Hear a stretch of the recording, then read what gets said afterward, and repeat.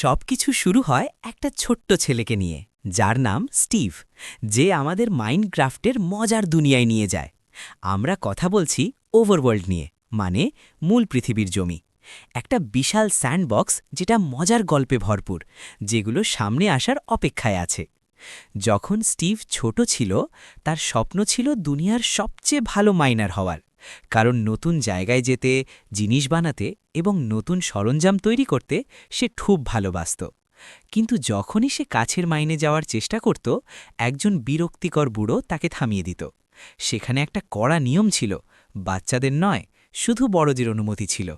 সময় গেল এবং স্টিভ বড় হয়ে গেল, কিন্তু জীবন যেমনটা ভেবেছিল তেমনটা হলো না। সে শেষমেশ দরজার হাতল বিক্রির কাজ করতে শুরু করল। হ্যাঁ, দরজার হাতল। প্রতিদিন সেই একই পুরনো বোরিং কাজ। তার মনে হতে লাগল জীবনটা ধীরে ধীরে বেকার হয়ে যাচ্ছে। তারপর একদিন একা খেতে বসে তার বাল্যকালের সেই ভুলে যাওয়া স্বপ্নের কথা মনে পড়ল। মনের মধ্যে নতুন আগুন নিয়ে সে মাইনে ফিরে যাওয়ার সিদ্ধান্ত নিল। এবার কেউ ডাকে থামাতে পারবে না, এবং সত্যি সে সেখানে পৌঁছে গেল। সেই বুড়ো লোকটা তখনও ছিল, কিন্তু স্টিভ হার মানল না এবং পাগলের মতো খোঁড়া শুরু করল, যেন সে হারানো সব সময় ফিরে পেতে চাইছে। তখনই তার দুটো অদ্ভুত জিনিস পাওয়া গেল, একটা ক্রিস্টাল কিউব আর একটা ক্রিয়েশন কিউব। যখন সে দুটো জোড়া লাগাল, বিস্ফোরণ হল এবং একটা জাদুর জায়গার দরজা খুলে গেল। ওভারওয়ার্ল্ড, এমন একটা দুনিয়া যেখানে সবকিছু সম্ভব ছিল। সে একটা গোলাপি ভেড়াও দেখল। তার পশম দিয়ে সে 3টে দারুণ বাড়ি বানাল এবং তার স্বপ্নের আর্কিটেক্ট হয়ে উঠল। তার ঘোরাঘুরির সময় স্টিভের দেখা হলো একটা বুনো নেকড়ের সাথে, যে প্রথমে তাকে খেতে চেয়েছিল, কিন্তু একটা রসালো ফিমার বোন দিয়ে সে সেই জানোয়ারকে পোষ মানালো এবং তার নাম রাখল ডেনিস। সেই মুহূর্ত থেকে ওরা দুজন গভীর বন্ধু হয়ে গেল। একসাথে ওরা অসাধারণ সব জিনিস বানালো, দুনিয়াকে নিজেদের মতো করে গড়ে তুলল, এবং শীঘ্রই সব জানোয়ার তাদের সাথে শান্তিতে বাস করতে লাগল। সময় কেটে গেল, ওরা বানাতে থাকল, নতুন জায়গা দেখতে থাকল, নতুন জিনিস খুঁজতে থাকল। তারপর একদিন স্টিভ কিছু পুরনো ধ্বংসস্তূপ পেল। সেখানে ঠিক সঠিক জায়গায় রাখা একটা বাক্স ছিল। সেই বাক্সে ছিল একটা নতুন পোর্টাল। এই পোর্টালটা আন্ডারওয়ার্ল্ডের দিকে যেত, যাকে নেদার বলা হয়, একটা অন্ধকার ইঁকে বাঁকা দুনিয়া যেখানে ক্রিয়েটিভিটি বলে কিচ্ছু ছিল না।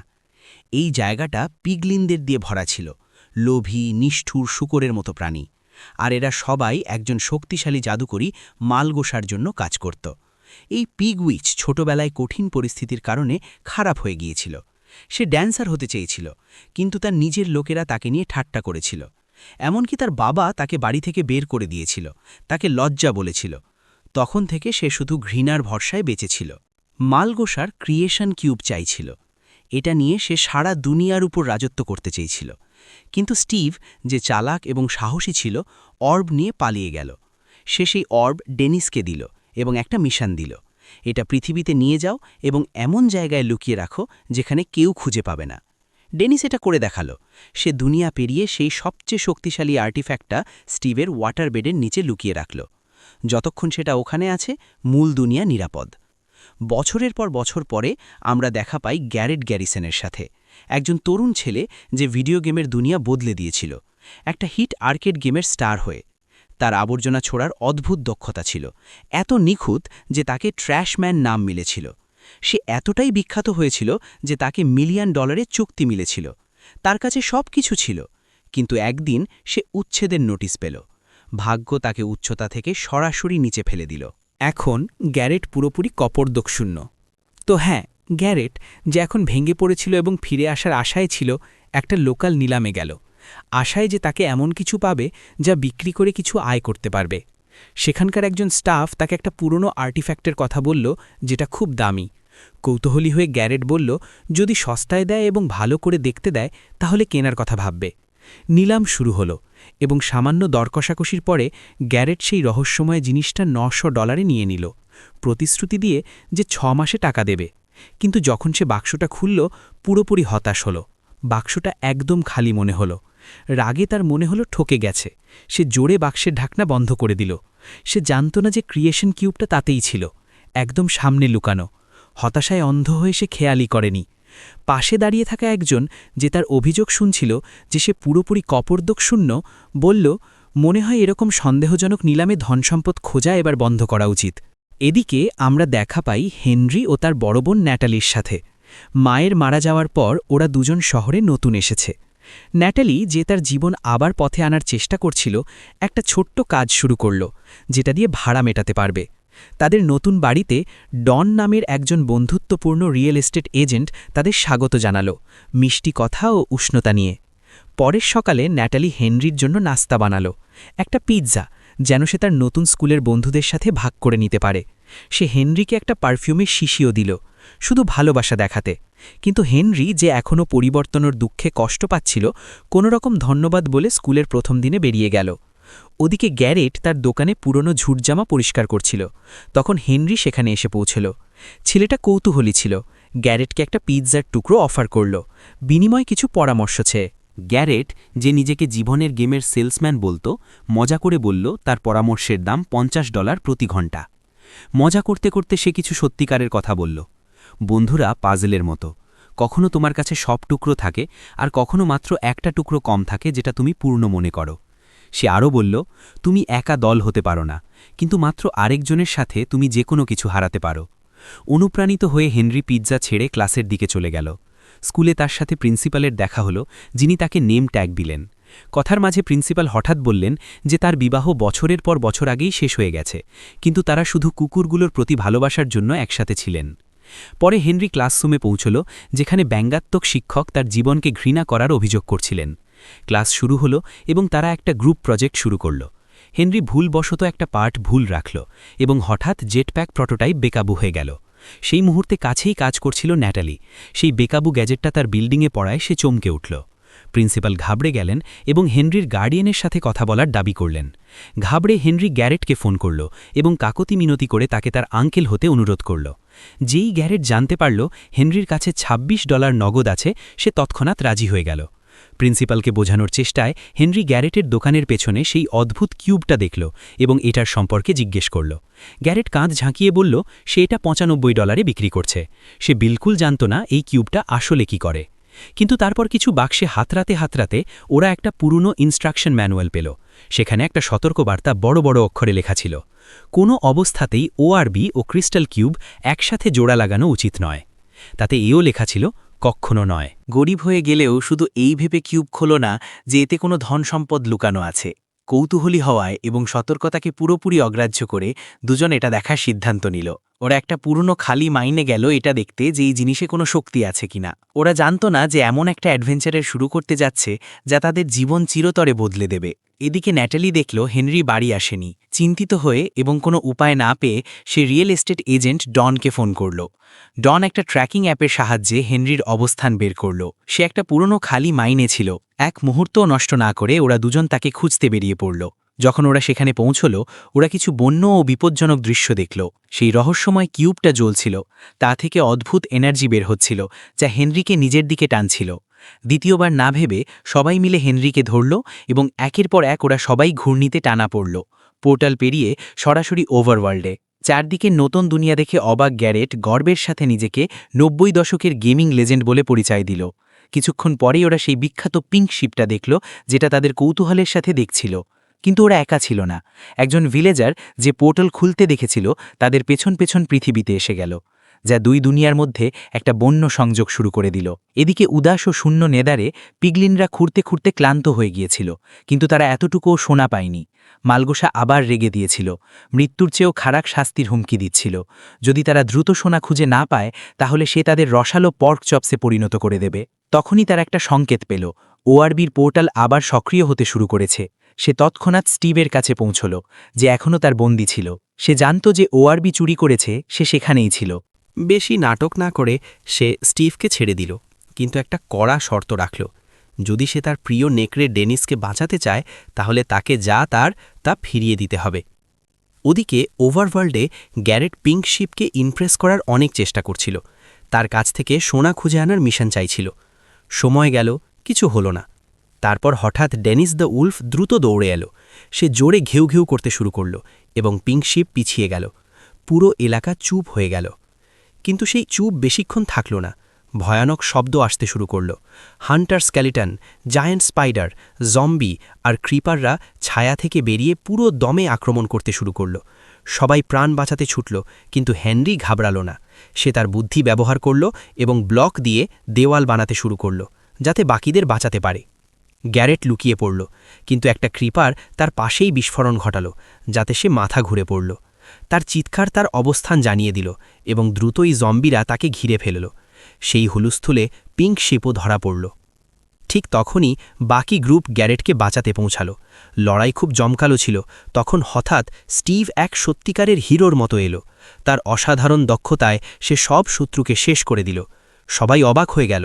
তারপর সূর্য উঠতে শুরু করল এবং যেন ঘড়ির সময় মতো জম্বিরা সকালের আলোতে জ্বলে গেল। স্টিভ জানাল সে ওয়ার্ব অফ ডোমিনিয়নের জন্য এসেছে। সে একটা চুক্তি করল, সে তাদের পৃথিবীতে ফিরে যেতে সাহায্য করবে, কিন্তু বিনিময়ে ওয়ার্ব তার কাছে থাকবে। ক্রিস্টাল কিউব ছাড়া নিরাপদে ফিরে যাওয়া সম্ভব ছিল না, তাই হয় তাদের কিউব ফিরিয়ে নিতে হতো, নয়তো একমাত্র অন্য পথ খুঁজতে হতো। ওদিকে সেই ভিলেজার যে পোর্টালের পথে তাদের পেছনে এসেছিল, তাকে স্কুল প্রিন্সিপালের জিভ ধাক্কা মেরেছিল। সে বিক্ষিপ্ত মনে গাড়ি চালাচ্ছিল। লজ্জা আর মামলার ভয়ে সে দ্রুত বিষয়টা সামালানোর চেষ্টা করল। ভিলেজারকে ডিনারের অফার দিয়ে বলল, আজকাল সবাই আমার বিরুদ্ধে মামলা করার চেষ্টা করছে, কিন্তু তুমি বুদ্ধিমান মনে হচ্ছ। ওদিকে ছেলেমেয়েদের সাথে গ্রুপ একটা শান্তিপূর্ণ ভিলেজে পৌঁছাল, যেখানে শান্তিপ্রিয় ও কৌতূহলী ভিলেজাররা থাকত। সেখানে তাদের সাথে কিছু নতুন চরিত্রের দেখা হলো। একটা লেজেন্ডারি পিগ, একটা বুদ্ধিমান লামা এবং একটা বিশাল আয়রন গোলেম, যে জায়গাটাকে সম্মান ও শক্তি দিয়ে রক্ষা করত। ক্লান্তি দূর করতে সবাই মিলে রোস্ট চিকেন খেল।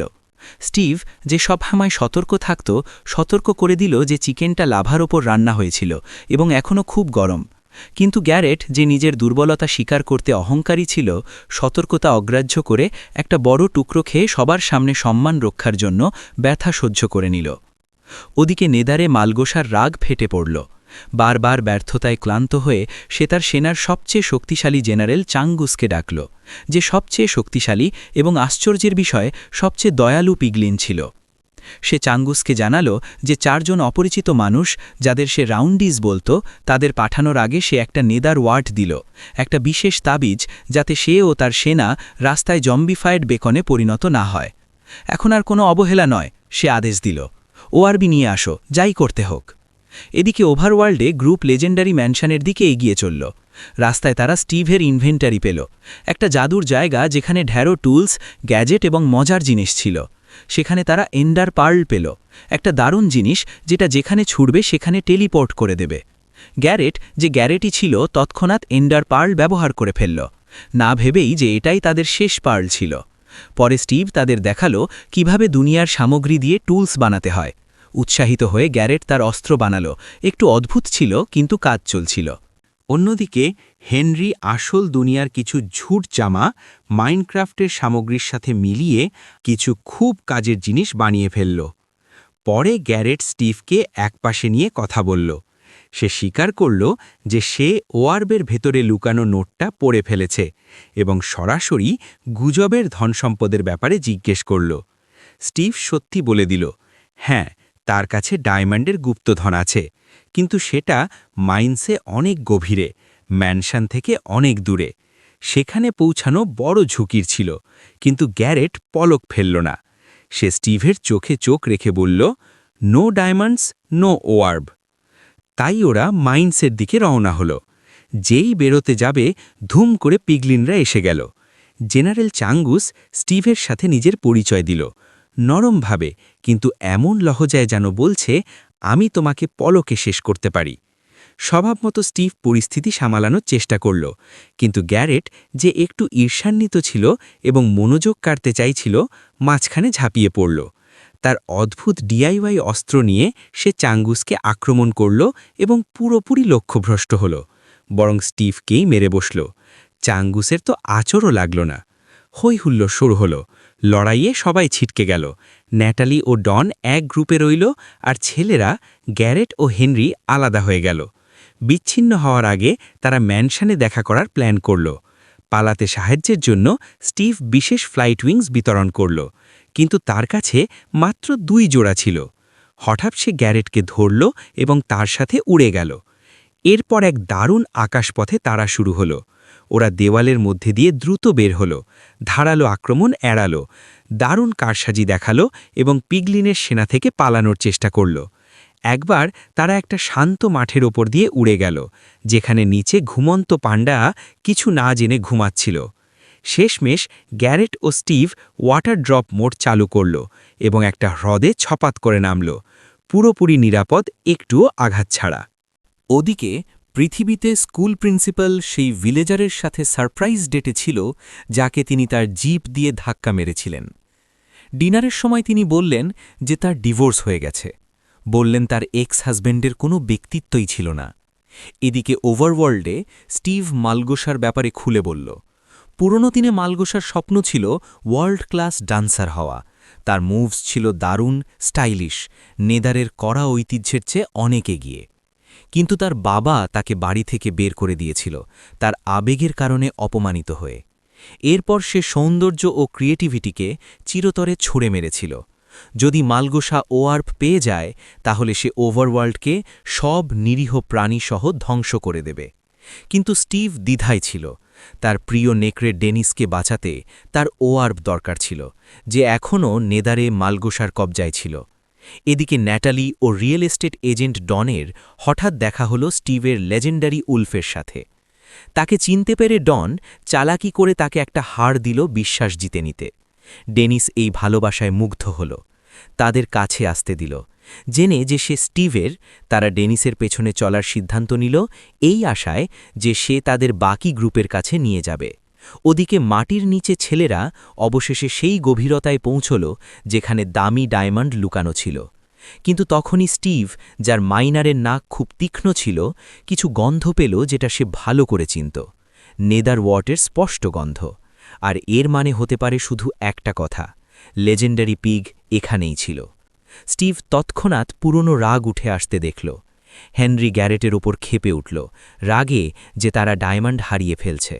গ্যারেট ক্লান্ত ও বিরক্ত ঠান্ডা গলায় জবাব দিল, আমার সেই ডায়মন্ড দরকার, এটাই একমাত্র পথ যেটায় আমি দেউলিয়া হাওয়া থেকে বাঁচতে পারি। তুমি বুঝবে না, তুমি তো মাত্র একটা বাচ্চা। কিন্তু হেনরি তার চোখে চোখ রেখে জবাব দিল। গ্যারেট চুপ হয়ে গেল। হেনরির কথায় প্রভাবিত হয়ে তার ভেতরে কিছু বদলাল। একটা নতুন সম্পর্ক তৈরি হল। একসাথে তারা ম্যানশনে চোরাই অভিযানের পরিকল্পনা করতে লাগল। স্টিভের মতে জায়গাটার ৩টে তলা আছে। প্রথম তলায় ব্যাটেল ট্রেন্ড ভিলেজারদের পাহারা, কড়া, শৃঙ্খলাবদ্ধ এবং কোনো ননসেন্স নেই। দ্বিতীয় তলায় ইভোকারদের দখল, সেই ডার্ক মেজেস যারা দুঃস্বপ্ন ডাকতে পারে। সবচেয়ে ওপরের তলায় এন্ডারম্যান ক্রিস্টাল, যার পাহারায় আছে খোদ এন্ডারম্যান, এমন একজন কিলার যে মাত্র একটা চাহনিতে তোমাকে শেষ করে দিতে পারে। কোনো পদক্ষেপ নেওয়ার আগেই ভিলেজাররা আক্রমণ করে তাদের একটা আন্ডারগ্রাউন্ড ফাইট ক্লাবে টেনে নিয়ে গেল। সেখানে নিষ্ঠুর, নিয়মহীন লড়াই হতো। গ্যারেটকে জোর করে রিংয়ে ঠেলে দেওয়া হলো। তার প্রতিপক্ষ ছিল একটা ছোট জম্বি রাইডার, যে একটা ভয়ানক রক্তপিপাসু মুরগির উপর সওয়ার ছিল। হাস্যকর দেখাচ্ছিল, কিন্তু সেই ছোট্ট যোদ্ধাটা শয়তানের মতো লড়াই করল। এদিকে হেনরি চুপিসারে ৩য় তলার ভল্টে পৌঁছে গেল। ঘরটা অন্ধকার, ভয়ানক এবং সেখানে এন্ডারম্যান তার জন্য অপেক্ষা করছিল। কোনো পথ না দেখে হেনরি তার ডায়মন্ড সোর্ড তুলে আক্রমণ করল। লড়াই ছিল দারুণ, কিন্তু সাহস ও দক্ষতা দিয়ে হেনরি জিতে গেল। জয়ের পুরস্কার হিসেবে সে নিল টেলিপোর্টেশন স্ফিয়ার, একটা জাদুর জিনিস যা তাকে ওভারওয়ার্ল্ডের যে কোনো জায়গায় তৎক্ষণাৎ পৌঁছে দিতে পারে, এবং হয়তো তার চেয়েও দূরে। ম্যানশন থেকে বের হওয়ার পরে ক্লান্ত, কিন্তু তাদের মিশনের এত কাছে, গ্রুপের সামনা হলো তাদের সবচেয়ে বড় দুঃস্বপ্নের সাথে, মালগোসা। পিগলিন উইচের ওয়ার্বের জাদুর গন্ধ ধরে তাদের পিছু নিয়েছিল। শয়তানি হাসি দিয়ে সে ক্রিয়েশন কিউব আর এন্ডারম্যান ক্রিস্টাল ছিনিয়ে নিল। কোনো লড়াই নেই, কোনো সতর্কতা নেই, শুধু অহংকার। সে নেদারের ছায়ায় মিলিয়ে গেল, যেন সে আগেই জিতে গেছে। হতাশ হয়ে স্টিভ ও হেনরি পালানোর চেষ্টা করল, এটা জানতে জানতে যে আর্টিফ্যাক্ট ফিরিয়ে নেওয়া সম্ভব নয়। কিন্তু গ্যারেট একটুও টলল না। সে সামলে তাকাল, তার চোখে বিদ্রোহের আগুন জ্বলছে। সে বলল, যদি হারতেই হয় তাহলে স্টাইলে হারব।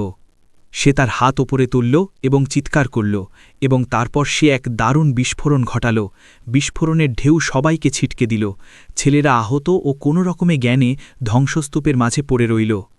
কিছুক্ষণ পরে ডেনিস স্টিভকে খুঁজে পেল এবং ধাক্কা দিয়ে জাগাল। স্টিভ ধীরে ধীরে উঠল। দূরে হেনরি নড়ল, ব্যথায় কিন্তু জীবিত। বিনাশের মাঝে তারা একটা অদ্ভুত ছোট্ট কাঠামো দেখল, একটা আরামদায়ক মাশরুম হাউস। ডন তাড়াহুড়ো করে এটা আশ্রয় হিসাবে বানিয়েছিল। ন্যাটালি ও ডনের সাথে আবার মিলিত হয়ে গ্রুপ বুঝল পরিস্থিতি কতটা খারাপ হয়ে গেছে। ওভারওয়ার্ল্ডে অন্ধকার ছড়িয়ে পড়ছে, মালগোসার শক্তি সব কিছু গ্রাস করছে। গ্যারেটের জন্য, দুনিয়ার জন্য এবং যাই তারা সহ্য করেছে তার জন্য তারা পাল্টা লড়ার সিদ্ধান্ত নিল। তারা নতুন টুলস বানাতে শুরু করল, আরও শক্তিশালী ও চালাক। হেনরি টেলিপোর্টেশন স্ফিয়ার হাতে একটা পরিকল্পনা করল। সে আয়রন গোলেমদের আপগ্রেড করল, তাদের মধ্যে সুপার স্পিড মডিউল যোগ করল। এখন তাদের কাছে ছিল ধাতব রাগান্বিত দৈত্যদের বাহিনী, যারা নেদারের ভিড়ের সাথে লড়তে প্রস্তুত। মালগোসা তাদের আসতে দেখে হাসল। গোলেমরা উস্কে না দেওয়া পর্যন্ত লড়ে না, কিন্তু একটা বেকার পিগলিন প্রথম ঘুষি মারল এবং এটুকুই যথেষ্ট ছিল। গোলেমরা ক্ষিপ্ত হয়ে গেল এবং যুদ্ধ শুরু হল। রাগান্বিত মালগোসা তার সবচেয়ে ভয়ানক অস্ত্র গ্রেট পিগকে ছেড়ে দিল, কিন্তু সে এটা আশা করেনি। হিরোরা তাদের আল্টিমেট গোলেম বানিয়েছিল, আরও বড় ও শক্তিশালী, একটা গোপন অ্যালয় থেকে তৈরি। দুটো জানোয়ারের দারুণ সংঘর্ষ হল, যা ওভারওয়ার্ল্ডকে কাঁপিয়ে দিল। এদিকে স্টিভের মুখোমুখি হল মালগোসার সাথে। সে মাথা থেকে পা পর্যন্ত হ্যান্ডকার্ভড ডায়মন্ড প্লেটের বর্মে ঢাকা ছিল, হাতে বিশাল ডায়মন্ড ব্লেড। সে কোনো লেজেন্ডের মতো দেখাচ্ছিল, কিন্তু মালগোসা একটুও ভয় পেল না। সে জানত তার ডার্ক ম্যাজিক যে কোনো তলোয়ারের চেয়ে শ্রেষ্ঠ।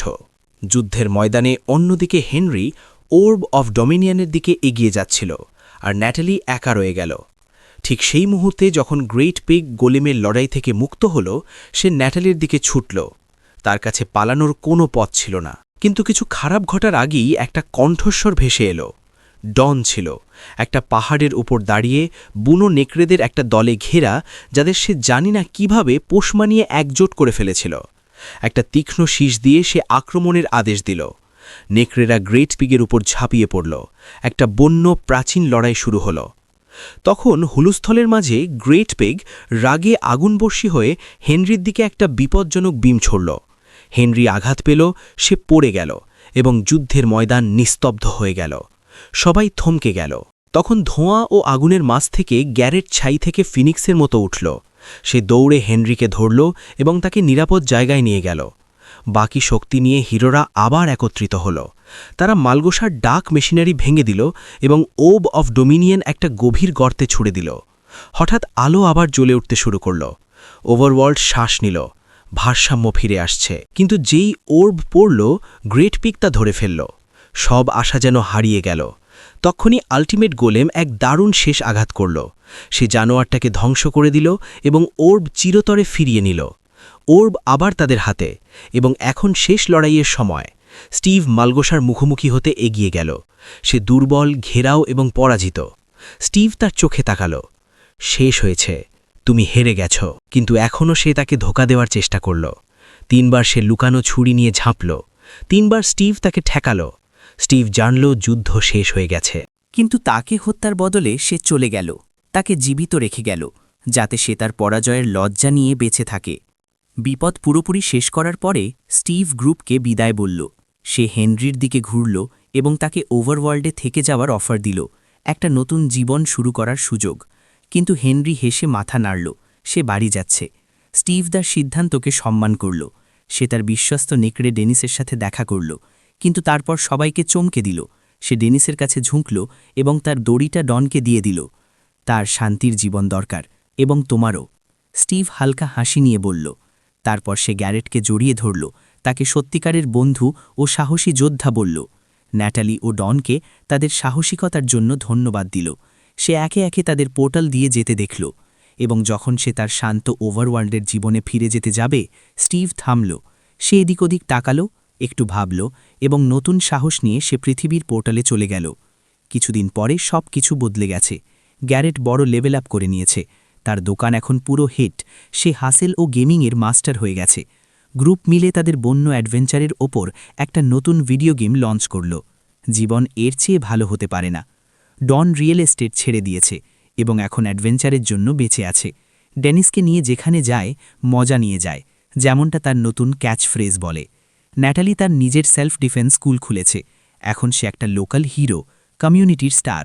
আর হেনরি, সে অবশেষে জেট প্যাক সফল করে ফেলেছে। আকাশে উড়তে উড়তে সে তার স্বপ্ন বাঁচাচ্ছে। এবং এখানেই গল্প শেষ হয়, অথবা হয়তো নয়। পোস্ট ক্রেডিট সিন শুরু হয়। জানা যায় যে ভিলেজার ও স্কুল প্রিন্সিপালের মধ্যে ভালোবাসা গড়ে উঠেছে। এখন সে মানুষের মতো অনর্গল কথা বলে এবং সে ভিলেজারের ভাষা শিখে নিয়েছে। সেই বন্য রাকের পর থেকে ভিলেজারের মাথায় শুধু একটাই কথা ছিল। সে তার হাত ধরে, একটা হাঁটু ভেজে প্রশ্ন করে, সে প্রপোজ করে। এবং এখানেই গল্প সত্যিকার অর্থে শেষ হয়।